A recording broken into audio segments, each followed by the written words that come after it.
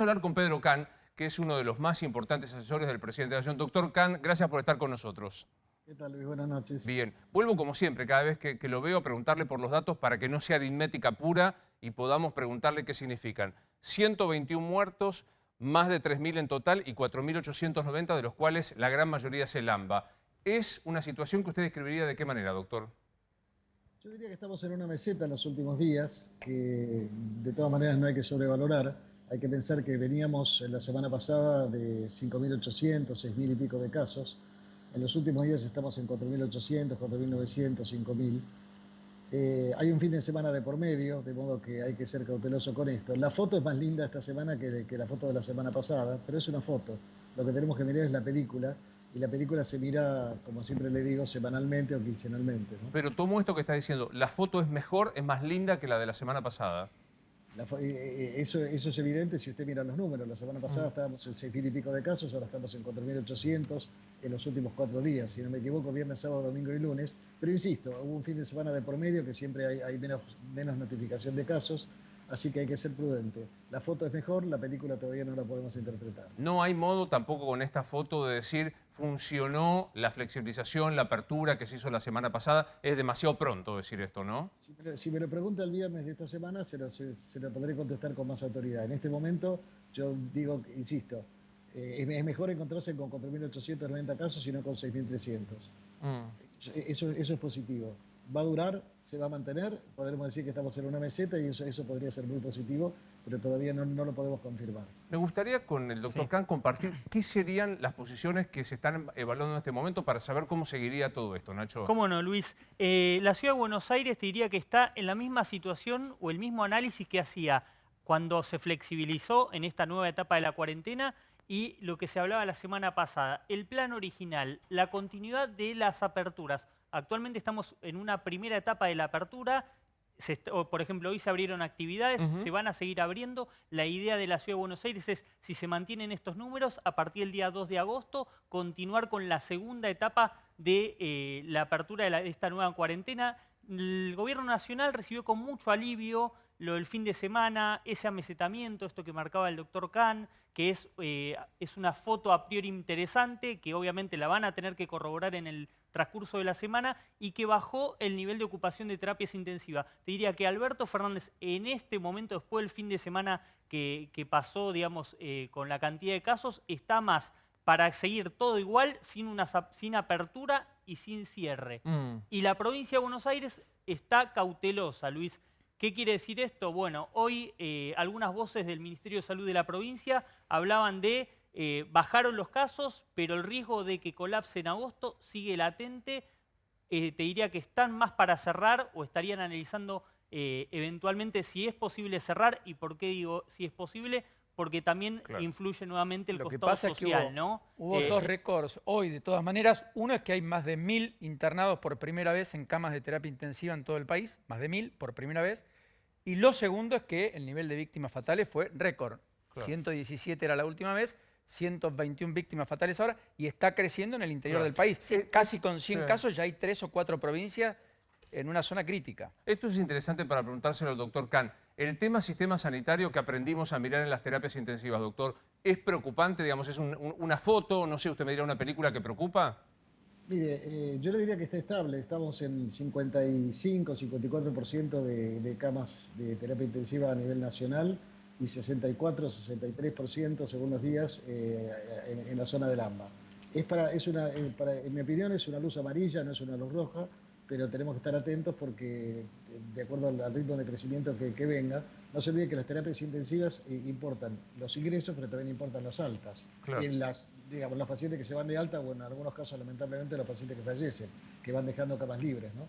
Claro. Entonces, en ese equilibrio, más el agregado de las camas que se ha operado en muchas de las jurisdicciones, ha permitido venir hasta ahora piloteando la situación, y podemos decir, hasta el día de la fecha, por lo menos, que ningún paciente ha fallecido por falta de atención, si así lo requería, ¿no? Claro, ahí estamos viendo lo que recién decía Paulino, que es lo que usted también corrobora. En la nación, en todo el país en general, están ocupadas solo el 54,25%, o ya el 54,25%, con 1.002 casos, pero ya en el AMBA el 63,5%, que es uno de los lugares críticos como para tener en cuenta.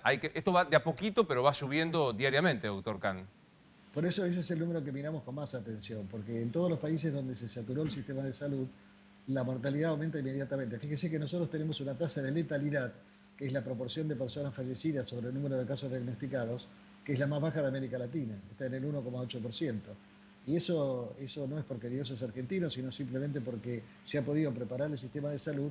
Y en parte también dentro de la preparación del sistema de salud, yo siempre insisto con este concepto, nuestros terapistas tratan hoy mejor a los pacientes de lo que los trataban en marzo. No porque en marzo los quisieran tratar mal, sino porque no teníamos el nivel de información que tenemos hoy. Hoy sabemos que drogas no sirven, que drogas sí parecen servir, hay mejor entrenamiento, en el uso de los equipos de protección personal.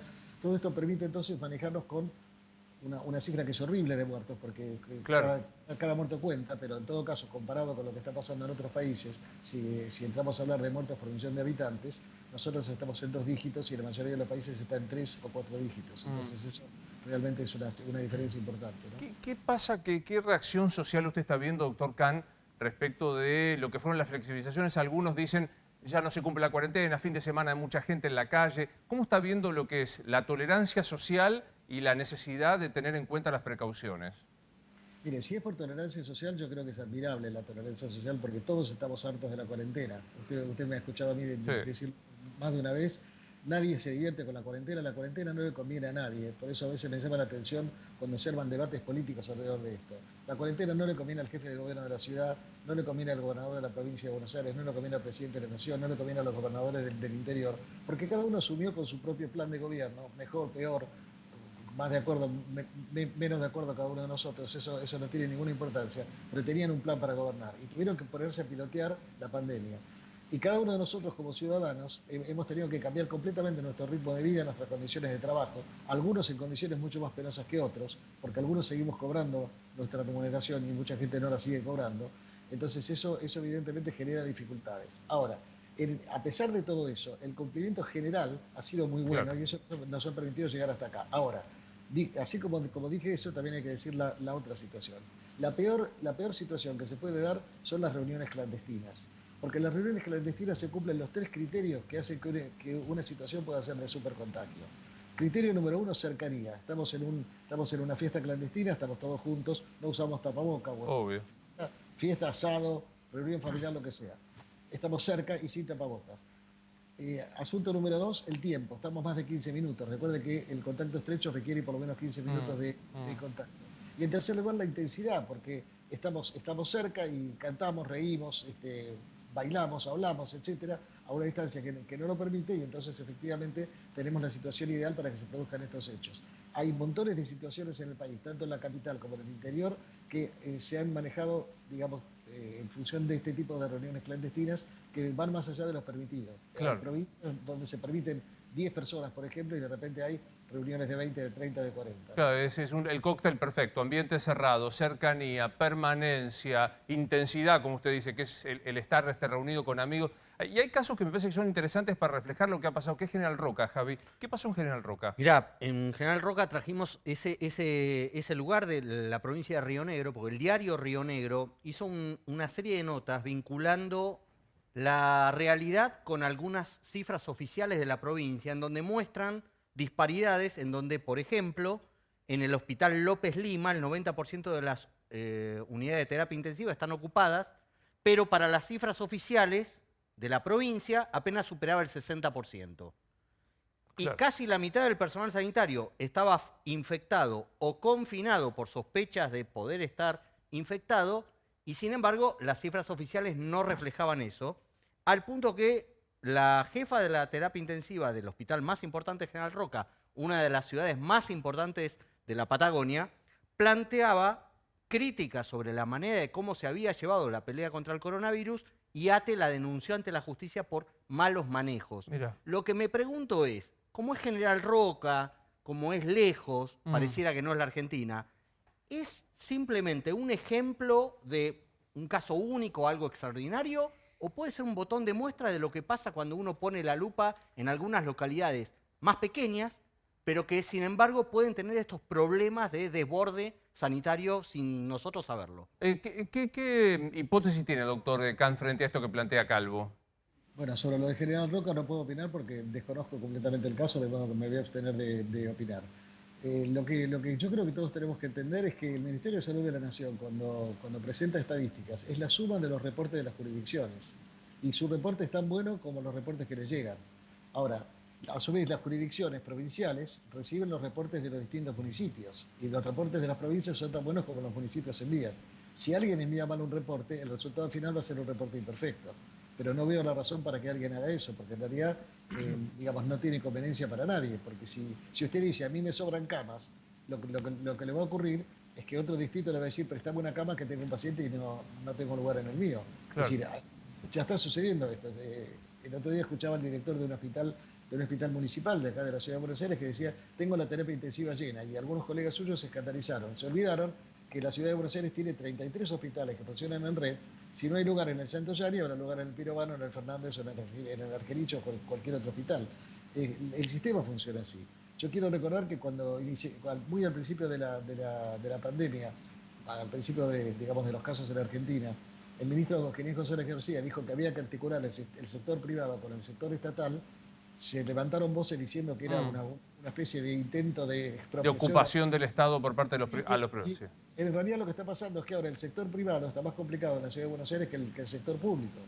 Es decir, simplemente por un tema del tipo de población que se ha ido internando, que tiene cobertura de la seguridad social o cobertura por sus prepagas. Y por supuesto que si una persona necesita una cama y hay lugar en el sector privado y no hay lugar en el sector público, tendrá que ir al sector privado, que después se lo cobrará el Estado, o a la inversa, si una persona del sector privado necesita una cama y no hay más lugar en las clínicas, irá a un hospital y será Claro. atendido. Sí. Ahora, pensaba en esto, quiero retomar algo que usted decía, ¿no? Que el cóctel perfecto son las reuniones clandestinas, que no estoy pensando en nada ilegal, sino simplemente el encontrarse con familia, amigos, poner música o un asado, etcétera, etcétera. Recién lo escuchaba el doctor Quirós, no quiero poner palabras que no sean de él, pero que daba a entender que es menos grave si uno se encuentra con un familiar, con un amigo que hace mucho tiempo que no ve, por un rato breve, al aire libre, y que quizás este sea el modo de empezar a recuperar los vínculos en esta etapa. ¿Está de acuerdo con eso? Mire, cualquier cosa al aire libre es menos grave que encerrados, eso sí, sin duda. Y cuando una reunión es clandestina, en general no se ventila el ambiente, el lugar está cerrado y tiene las características que usted muy bien resumía. Hay cosas que son menos graves que otras, lo cual no significa que por eso haya que hacerlas. Es decir, a mí me parece bien que la gente salga a pasear, me parece mal que la gente se junte en una esquina y se quede charlando y que los chicos de una familia se mezclen con los chicos de otra familia, porque eso lamentablemente puede llevar el contagio. Y es importante entender lo siguiente, Luis, yo puedo contraer el coronavirus y puede no pasarme nada, pero puedo contagiar a otra persona, claro, que tampoco pasa nada. Pero esa tercera persona contagia a su abuelo y el abuelo por ahí termina en terapia intensiva. O sea, el encuentro de café en la esquina por un rato con las familias sigue siendo no recomendable o no hay que hacerlo en estas circunstancias aún. Claro. Usted me está haciendo elegir entre una situación mala y una situación claro, peor. Sí, lo entiendo. Ahora esa entró, la otra es mala. Sí, claro. Sí, Nacho. Sí, doctor, aprovecho para consultarle, como usted es uno de los principales referente del Consejo de Expertos, sobre la situación de los adultos mayores, ¿no? Que están haciendo cuarentena hace casi 130 días y que en muchos casos no tienen la necesidad o el ímpetu que tienen los más jóvenes de salir, de querer mantener reuniones sociales, pero que sí tienen una carencia desde el punto de vista emocional de extrañar y también de esa situación de salir y afrontar la calle. A muchos les cuesta salir. ¿Qué les recomendaría usted a los adultos mayores en este momento para afrontar este tramo que falta de cuarentena, ¿no? Mire, ahí hay que encontrar un balance entre lo que uno debería recomendar teniendo en cuenta exclusivamente lo sanitario, que sería decirle no salga, que es muy fácil decirlo sentado en una silla, digamos, dirigir la vida de los demás, con la situación que usted describe muy bien, que de repente hay gente que puede estar muy fatigada de estar adentro y que, bueno, en ciertos horarios, por ejemplo, uno diría, en horarios en los que no son momentos de alta circulación de personas, como puede ser bien temprano en la mañana, que en general la gente de la tercera edad suele levantarse temprano, bueno, pueden salir a dar una vuelta sin tomar contacto con nadie, usando el tapabocas, evitando meterse en concentración de gente, si ve que hay una cola en algún lugar, bueno, no quedarse en ese lugar, etcétera. Pero la verdad que es la población que sufre más las consecuencias del coronavirus. Claro. 38 años es la edad media de los casos, 75 es la edad media de los fallecidos, ¿no? Y entonces las personas mayores de 70 años representan como cerca del 80% de las muertes en nuestro país. O sea, hay que Bueno, muy claro eso, ¿no? Rosario, háblame un poco, porque en la provincia hay una discusión entre el gobierno central de Axel Kicillof y los intendentes. Totalmente, y lo decía Nacho, hay discusiones en cuanto a la ciudad, a la nación con respecto a qué hacer con respecto a la provincia de Buenos Aires. Bueno, también empieza a haber diferencias en los municipios con la administración de la provincia de Buenos Aires. Hoy en la conferencia de prensa el ministro Golán lo dejó más o menos en claro cuando les pidió responsabilidad a los intendentes, porque ¿qué está pasando entre los intendentes y Axel Kicillof? El gobierno de la provincia ve que algunos municipios que están en fase 3 están habilitando actividades que no están permitidas en esta fase. Por ejemplo, la ciudad de La Plata, que habilitó las salidas recreativas, porque dice que hay muchos espacios verdes, cuando no está habilitada en la fase 3. Hay otros distritos que también está sucediendo estas cosas y por eso me parece que se viene una discusión que los intendentes van a intentar trasladar si a partir de las próximas fases el AMBA no es un bloque común. La ciudad de La Plata puede pasar de fase sin que pase Berazategui o Quilmes, es una de las discusiones que se viene. ¿Se puede esto, doctor? ¿Estamos en el momento de fraccionar el AMBA, es decir, algunos lugares con menos contagio, pero bien próximos, como pueden ser aquí entre la provincia y la ciudad, el conurbano? ¿Se puede fraccionar ya el AMBA o usted cree que no es recomendable? En general no es recomendable porque, digamos, no hay una frontera que divida el área metropolitana de la provincia de Buenos Aires de la capital federal. Entonces, si, digamos, por llevarlo a un extremo, si usted permite fiestas en la capital federal y no las permite en la provincia, lo que va a pasar es que la gente va a venir a la capital a tener su fiesta y va a volver para allá, lo cual es malo para ambos lados. Eso no quiere decir que todos los distritos del país tengan que manejarse igual, porque de hecho tenemos un mosaico hoy, y de paso vale la pena recordar que es cierto que el 90% de los casos están en el área metropolitana de Buenos Aires, pero el 10% de los casos están en el interior, y tenemos provincias, como uno de sus colegas mencionaba recién, que tienen cerca de 100 casos o más. Córdoba tuvo 99 casos hoy, por ejemplo, Jujuy tiene una cantidad de casos importante, Río Negro, Neuquén, Chaco menos, porque están empezando a ser efectivas algunas medidas que se tomaron. Entonces quiere decir que hay que ir analizando lugar por lugar, y no creo que sea imposible que algunos partidos del conurbano, los que están más alejados de la capital federal, puedan tener por ahí algún tipo de, digamos, de apertura diferente de la que pueden tener otros distritos. Pero eso hay que analizarlo caso por caso, y la verdad que yo no estoy al tanto en el detalle de cada partido de la provincia, ¿no? Sí, Javier.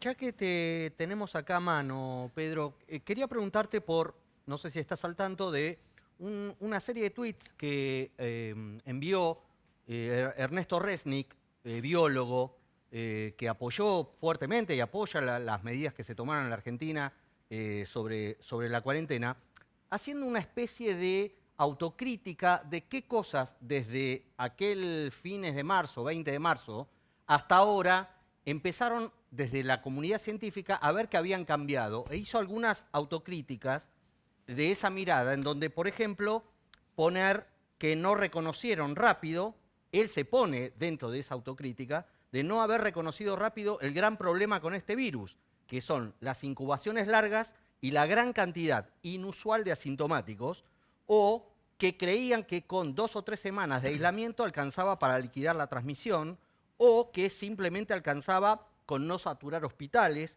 o que no incrementaron más rápido la capacidad de test, o el famoso rechazo inicial al uso de barbijos.